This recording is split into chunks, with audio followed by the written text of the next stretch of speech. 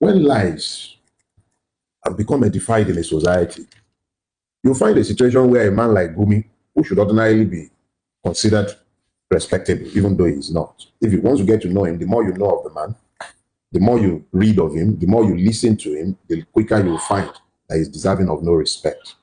Now, I am using what he said to illustrate a point, so I'll quote him.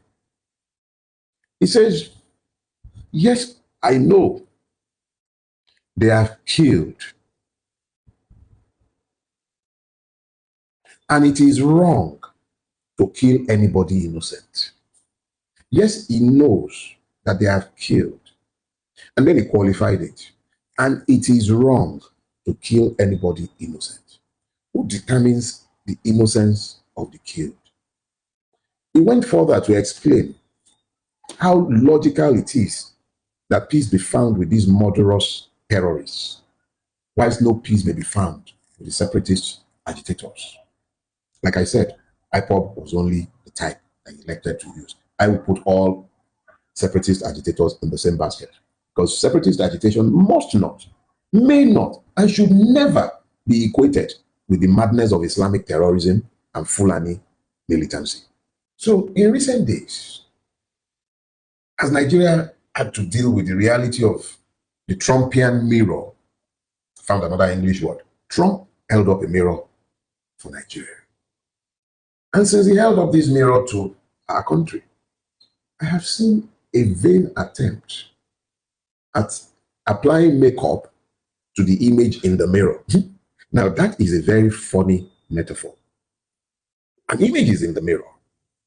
And then you carry your mascara, your lipstick, and you begin to apply it to the image that is in the mirror that must constantly shift. Now, understand this. That is the nature of the lies that you have to tell against the manifest truth. Trump came out and he said, it was very specific. I actually have it jotted down. He put out 8 things. He says, if the Nigerian government continues to allow, so they were allowing it. Is this a lie? Of course not. I was alive and well, and all of us were hearing. We were here in Nigeria when General T.Y. Danjuma said, they collude. The Nigerian army, they collude. He was the chief of army staff, a general, an eminently qualified member of what was once upon a time the Northern Oligarch, a veritable member of the Senate where they sit down to decide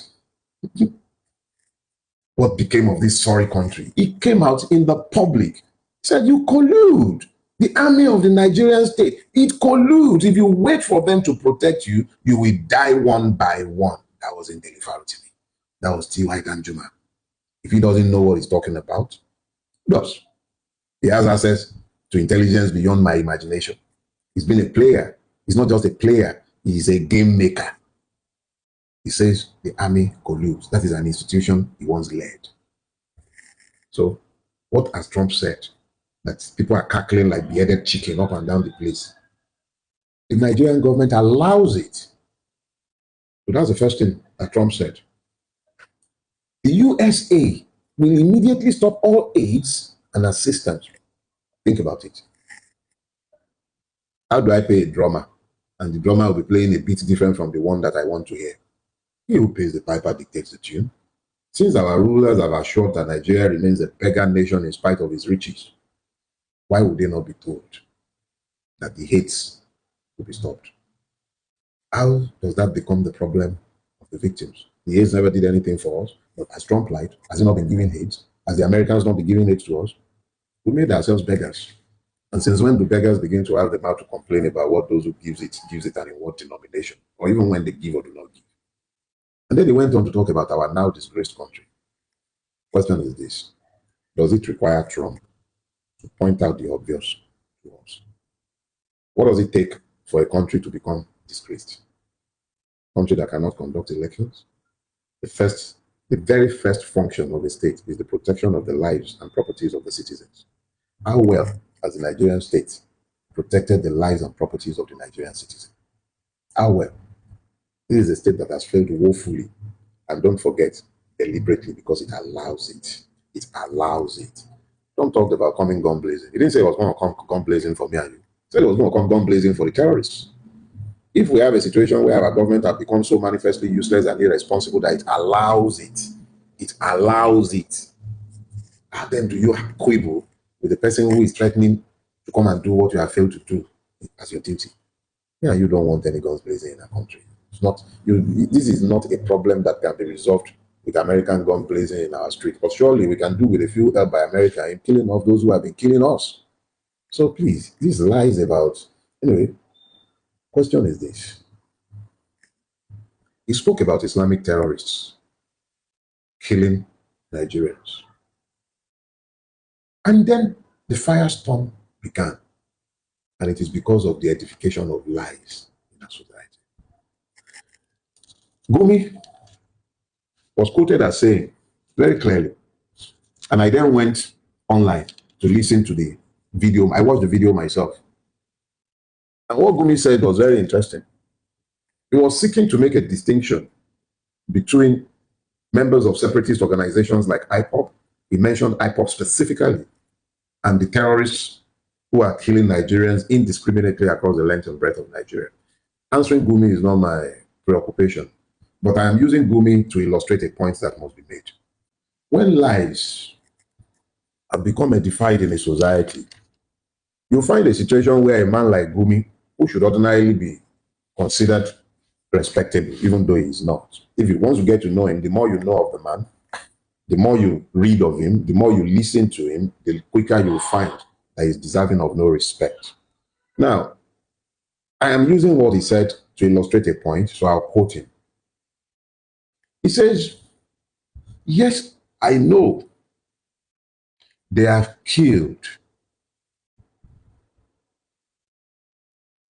and it is wrong to kill anybody innocent. Yes, he knows that they have killed, and then he qualified it.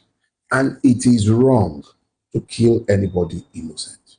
Who determines the innocence of the killed? He went further to explain how logical it is that peace be found with these murderous terrorists, whilst no peace may be found with the separatist agitators. Like I said, IPOB was only the type that he elected to use. I will put all separatist agitators in the same basket, because separatist agitation must not, may not, and should never be equated with the madness of Islamic terrorism and Fulani militancy. Never. But these false equivalencies, which are in actual fact lies, have been erected in the Nigerian public space to normalize evil. There is a particularly gruesome reminder of why this should never, and this is not one that is particularly unique because it happens randomly, daily, wantonly, from the excused killing of Deborah in Sokoto, where an entire society, because it takes an entire society to normalize the evil, because there is a spiritual explanation, a theological normalization from the light of Gumi, who believes that these jihadists have the right to kill those who are not innocent. Question is, who determines the innocence? Who determined the guilt of Deborah? Who determined the guilt of the Nigerian army and police officers who were killed summary style in 2018 in Iran, the headquarters of Kalibakwe? 3 UNICEF staff were equally killed, execution style, their hands tied behind their back, shot in the head. These are the persons for whom Gumi is finding explanation. They went to Yelawata, over 200 persons. They burnt them in their homes. These are the persons for whom Gumi is offering explanations, seeking to normalize evil. Now, when a society begins the process of edifying lies, the first thing it does is that lies are normalized. Complex social, psychological, and institutional mechanisms that normalize these falsehoods are pushed and weaponized.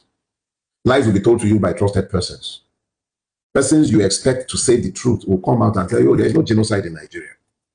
There is no genocide in Nigeria, but people are being murdered in their homes. They are being displaced from their ancestral land, in some cases because of mining interests.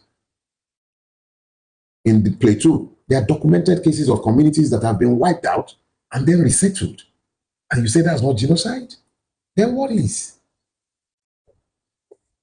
The extent of the edification of lies that has overtaken us has even led to a point where there is a complete absence of shame in admitting to the lies that have been told, to the ruination of this country. I was watching a piece recently where a former governor, just like a whole lot of them, but this particular one is very recent, was talking about how they weaponized lies to fight Jonathan not to remove subsidy, even though they knew it was the right thing to do. And the same APC has turned full circle to do the same thing that it then said was not the right thing to do. And there are no consequences. And then you look at the persons who stood behind that lie. Look at the lineup at Ojota.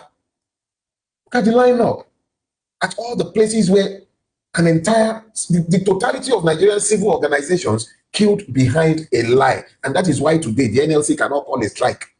None of the civil rights organizations can credibly come out and demand civil action because of the lies they have told in pursuit of a political agenda. And they come back out. A lie that should be sufficient to destroy the public life of somebody, of a politician. They come out publicly, admit to it, and nothing happens. With institutionalized lies, the Bureau of Statistics will cook figures. Rebase the economy just to make it look good and make the political masters look great. We keep removing and adding zeros, and figures are beginning to lie in our country because we have edified lies. Government institutions are telling lies. Look at INEC.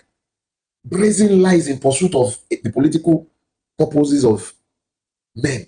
You subvert the totality of a country in pursuit of lies. We raise lies to high office. You see men, they will stand behind pulpits telling lies to the people. Brazenly too. No remorse. They get caught in these lies. If they are not drinking tea with God, they are moving from one toilet in the airport of one country to the toilet in another country. You are not receiving miracle alerts. All kind of lies, barefaced lies are edified and raised up. And nobody challenges them anymore. We even have them reduced to skits. And we all laugh over it. And you find these places jam-packed and these persons raised up as models in the society. Our courts, Lord Almighty, one of the commonest maxims that you find banded around where justice is talked about. So the judiciary is the last refuge of the common man. To say that the Nigerian society is blessed with a judiciary that in any way, shape, or form delivers refuge to the common man, it's a brazen lie. I know this, you know this. Almost every judicial officer with conscience in Nigeria, when they are retiring, in seeking to distance themselves from the madness from which they have retired, they begin to preach against judicial corruption. They begin to preach. I have been involved in a case where a judge actually granted an injunction, interim, not something that was on notice, ex parte. He granted it ex parte, directing police, DSS, civil defense to perform an act where the other party never had an opportunity to even be heard, and has never been given an opportunity to be heard. And this ex parte order is still subsisting more than 8 months after it was granted. That is the country we have built. We've edified lies.